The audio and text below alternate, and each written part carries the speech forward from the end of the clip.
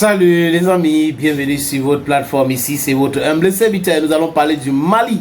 Mais avant, les amis, je vous exhorte humblement de vous abonner, de partager nos réflexions, nos podcasts, de liker, mais de façon responsable, les amis, il faut commenter aussi, c'est important. Et très bientôt, ça sera notre seule plateforme, parce que nous avons d'autres plateformes, Bantu Média Authentique, où nous analysons les sujets géopolitiques, et aussi sur cette plateforme Senator Cletus aka Jawi Moses, nous avons aussi Bantu Média Group Sport, nous avons Bantu Média People. Mais bon, pour ce qui concerne l'analyse des sujets géopolitiques et où ça se passe ici et sur l'autre plateforme. Et l'autre plateforme sera supprimée. Peut-être d'ici peu, non, des amis, je vous supplie humblement de vous abonner ici parce que bientôt, toutes nos réflexions seront publiées sur cette plateforme. Je suis votre humble serviteur, l'homme le plus noir de la terre. Ah oui, l'homme qui est là pour diluer, pour debunk, déconstruire, oui, la déconstruction des mensonges, des narratifs qui viennent de l'Occident, c'est notre dada. Et le Mali nous parle. Le Mali nous parle parce que les dirigeants maliens sont ce que j'appelle les dirigeants pragmatiques. J'appelle de tous mes voeux des chefs d'État africains, des politiciens africains, d'être des philosophes. Parce que moi je pense humblement que c'est le pragmatisme qui peut nous sortir de notre liturgie, de notre souffrance, de notre manque d'initiative, de manque de tout. On a besoin de politiciens pragmatiques, on a besoin de chefs d'État pragmatiques, on a besoin de leaders pragmatiques. À l'instar de, à l'époque de regretter mémoire, Thomas Sankara, il était très pragmatique. De Oumniobé, Félix Oumier, Enes Wanji, Salomon Tandemouna, Indele, ils étaient pragmatiques. On peut citer qui encore, Marion Ngouabi, pragmatique. Et Namdi, pragmatique, Zikiwe. On peut aller au Congo pour parler de Patrice Emery Lumumba. C'était des gens pragmatiques. Et Nelson Mandela, pragmatique. Nasser, pragmatique. Gaddafi, pragmatique. Laurent Gbagbo, pragmatique. Il est encore en vie, heureusement.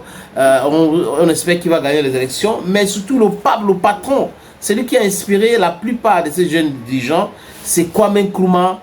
Ce que Touré fait partie, mais Kwame Nkrumah, c'est lui le patron.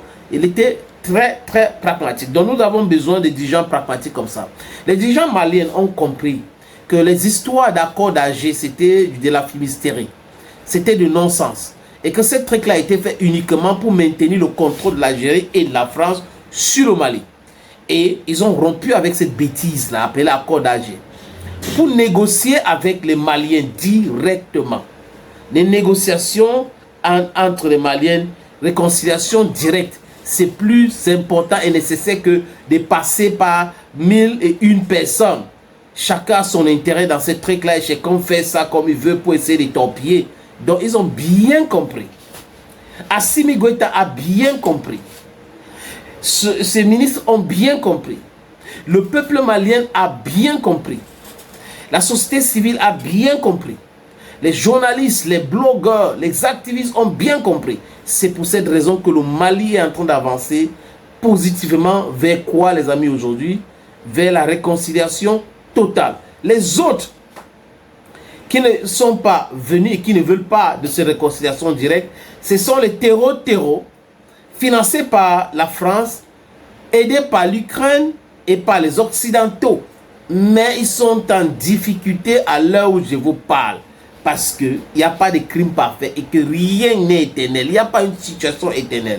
Il suffit de cette source d'orgueil pour que les Maliens trouvent une solution à leurs problèmes. Il suffit de cette source d'orgueil pour que les Burkinabés trouvent une solution à leurs problèmes. Il suffit de cette source d'orgueil pour que les Nigériens trouvent une solution à leurs problèmes. Donc, on peut citer tout ce qui concourt à pousser un peuple à se libérer, les amis. Ce sont ces éléments-là qu'on peut trouver au Mali, qu'on peut trouver au Burkina Faso, qu'on peut aussi trouver dans certains pays qui veulent vraiment la libération. Surtout la libération entre les mains de ceux qui nous ont proposé la souffrance, comme quoi colonisation, esclavage, néocolonialisme, impérialisme, Et ça continue comme ça. C'est-à-dire que la liste est tellement longue. Nous devrons, les amis, nous libérer de l'influence nocive française. Et bientôt, nous allons aussi les demander réparation. Emmanuel Macron, il y a des dirigeants dans ton pays qui trouvent que tu es un piètre président de la République. C'est pas moi qui le dis, les amis. Brice Hortefeux et beaucoup d'autres ont dit. Donc, les groupes armés au Mali, les amis, aujourd'hui, ont rencontré le ministre de la Réconciliation pour discuter de la modalité de quoi? De leur intégration. Modalité de leur intégration dans l'armée malienne. Si vous savez manier les armes et tout ça là, vous aimez tellement votre pays et qu'il y a la réconciliation, vous allez dire que votre problème c'est que vous n'avez pas de job, vous avez des difficultés à faire ceci, il n'y avait pas la lumière dans votre village et c'est pour cette raison que vous avez pris les armes contre l'État. Voilà la solution qu'on est en train de vous proposer et les gars ont compris et aujourd'hui les amis, c'est très bien ce que je reçois comme information venant du Mali. Donc l'armée compte recruter combien? 3000 anciens combattants. L'armée malienne, les femmes comptent recruter 3000 anciens combattants, dont 2000 vont bénéficier comme ça de l'intégration dans les forces de défense, les femmes, comme j'ai dit tout à l'heure, et 1000 seront prises en charge dans le cadre de la réinsertion. Donc directement 2000 et 1000 dans le cadre de la réinsertion. Et cette intégration de l'ex-combattant est l'une des recommandations clés du dialogue intermalien pour la paix et la réconciliation. Les Maliens se sont assis, ils ont décidé de régler leurs problèmes entre eux et proposer des solutions aux problèmes qui font face. Donc le ministre de la Réconciliation a insisté sur le caractère urgent de cette opération. C'est vraiment urgent, il faut aller rapidement, ou rapidement, si vous voulez bien les amis. Et il a relevé aussi que le secrétaire politique du mouvement pour le salut de la Zawad, donc c'est lui qui il a parlé aussi sur ORTM. ORTM, c'est l'office de la radio et télévision malienne.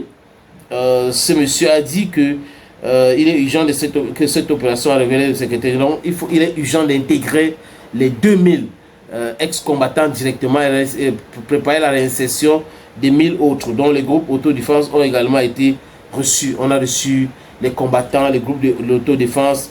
Et les amis, c'est une très bonne chose. Donc tous les Maliens doivent être ravis de cette initiative.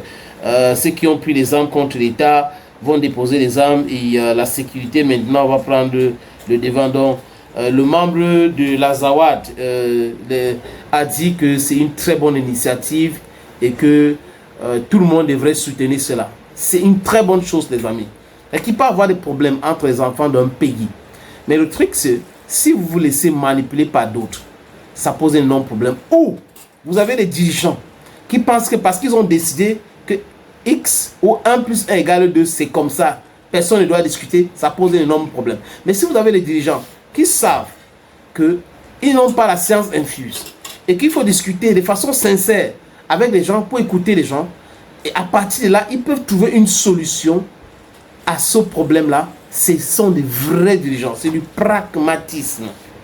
C'est pour ça que j'appelle de tous mes voeux à ce que nous avons que des philosophes comme président en Afrique. Je répète encore, à partir de là, nous allons nous réjouir à voir l'Afrique avancer. Parce que le pragmatisme voudrait que tu regardes ce qui marche ici, ce qui ne marche pas là-bas. Et tu regardes où est la solution. Ils ont donné, moi j'ai mon idée. Mais est-ce que mon idée passe avant les autres idées? J'écoute les idées des autres. Non, je pense qu'ils ont raison. Voilà ce qu'on va faire. Nous allons régler comme ça. Nous allons régler comme si. C'est exactement comme ça qu'il faut faire. Thank you friends for watching videos on this platform. Hey, ne l'oubliez jamais. L'Afrique ou la mort, nous vaincrons. Bye bye.